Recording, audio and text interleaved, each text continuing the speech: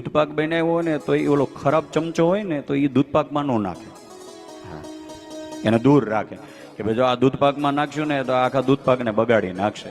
હા, હા, જો એક ખરાબ ચમચો દૂધપાકને બગાડી નાખે, આપણો સરસ મજાના બજાવેલા દૂધપાકથી, તો એમ જો ખરાબ મન લઈને ભગવાન પાસે જાય તો હું ભગવાન રાજી થાય?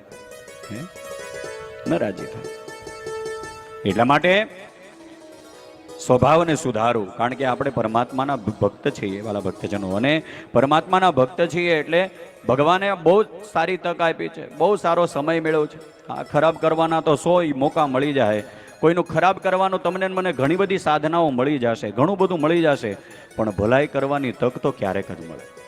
હા, આવું કંઈ સારું કામ થતું હોય, આવું સત્કર્મ થતું હોય, ને વાલા ભક્તજનો આ પરમાત્માની કૃપાથી આપણને આ બધું મળ્યું છે. સદભાવ મળ્યા, સ્નેહ મળ્યા છે, અને આ પરમાત્માની કૃપાથી આ મળ્યું છે.